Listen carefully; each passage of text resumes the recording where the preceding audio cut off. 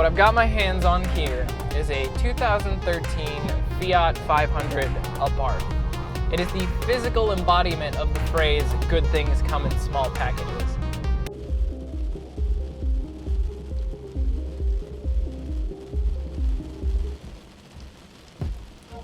Now, to us Americans, the Fiat is a relatively new addition to our streets. The American version debuted in 2010, and it was the first Fiat to be sold here in over 25 years.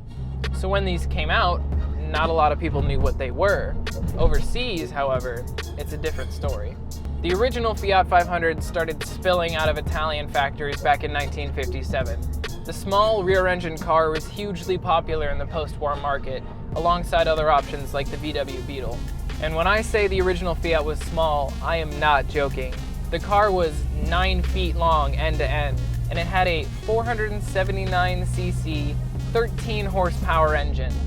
That's the size of an average motorcycle engine. The thing was hilariously slow.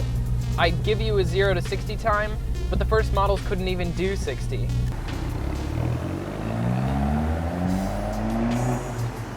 It wasn't until the sport model with a blistering 21.5 horsepower came out that the car was able to do a top speed of 65 miles an hour.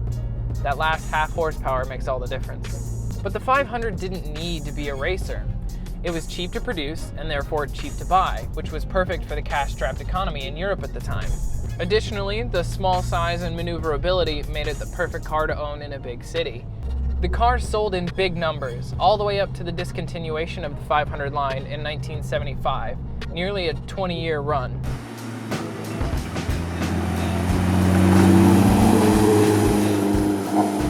So, how does the reboot compare to the original? It seems to have picked up exactly where it left off. First, they're still cheap. Fiat advertises a 2017 model starting at a hair under $15K. I even went on their website and fleshed out a higher-end trim model with the Beats audio system and bigger wheels, and the ticket only came out to $21,000. For comparison, a base Mini Cooper starts at $20,000.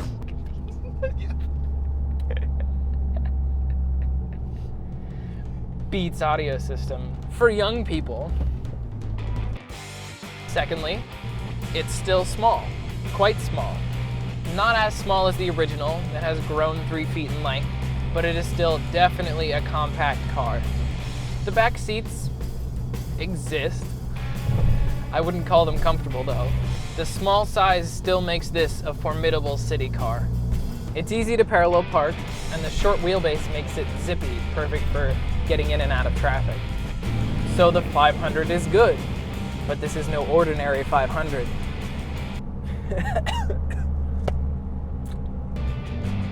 As you can tell from the 8 million Scorpion logos inside and outside of the car, this one is special.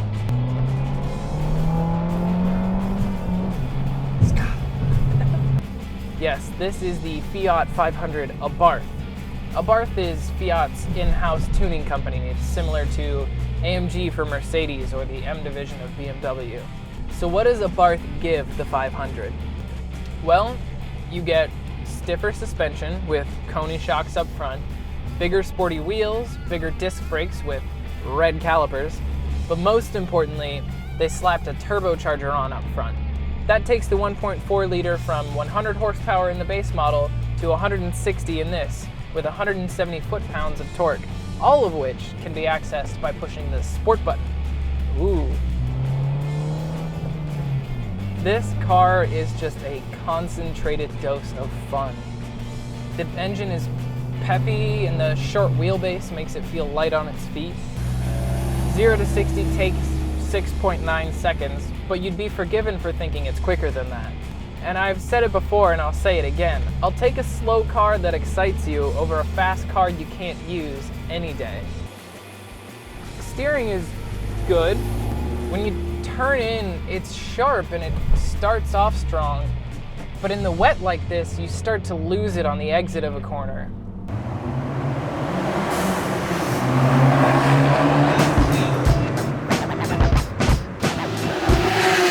The seating position is high, so you kind of get the sensation that you might tip over if you go into a corner at speed. But if you stick with it,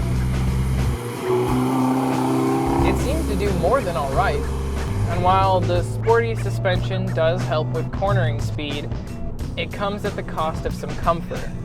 It's definitely a stiff ride. I'm not sure how I feel about the steering system in the car. It's an electric rack, and it's better than some that I've driven before, but I'm still not getting all of the information I think I'd like out of the front wheels. The interior is alright. Things you're going to be using regularly, like the steering wheel or the shift knob, are lined in a nice leather, but everything else is pretty plasticky. And speaking of the gear shift, the gearbox is good, although the throw is a little bit longer than I'd like it to be. Maybe I'm spoiled by my Miata. If this were my Fiat, I'd be driving with the windows down every day, just so I could hear that insane exhaust note. I mean, this has to be one of the best stock exhaust systems I've ever heard. It sounds like a little supercar. If someone had their eyes closed and you did a drive-by in a 500 Abarth, I bet you they'd be shocked to find out what it actually was. This car is just so much fun. I can't stop smiling. It's quick, it's adorable, it's Italian. It's adorable, it's Italian, and it's got immense personality. And that makes sense. No, that was perfect. You trying to suppress your laugh?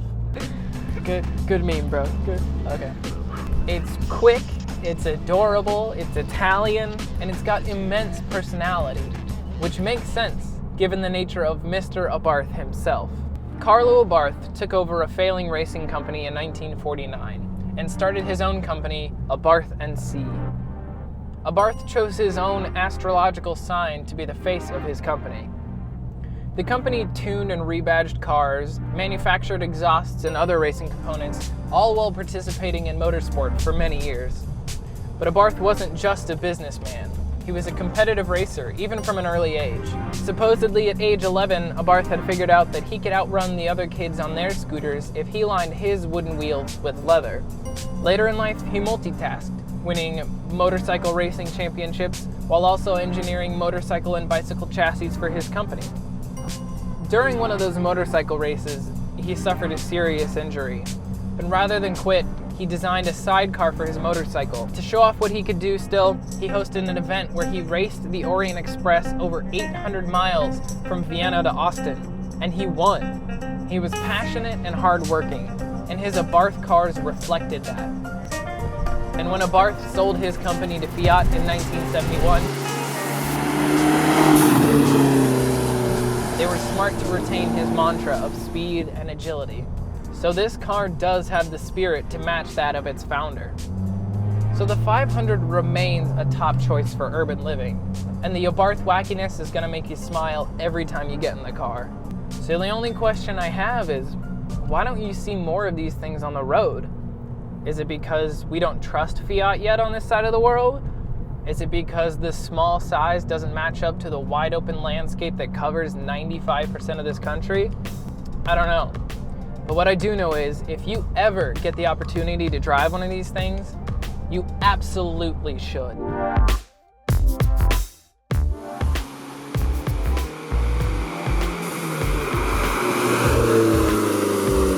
Hey everyone, if you liked the video, hit the like button. If you haven't already, make sure you're subscribed. I've got new stuff coming out soon and I'm very excited to share it with you. And let me know in the comments below, have you driven a Fiat 500 Abarth? Did it look like fun? Is there anything that I missed?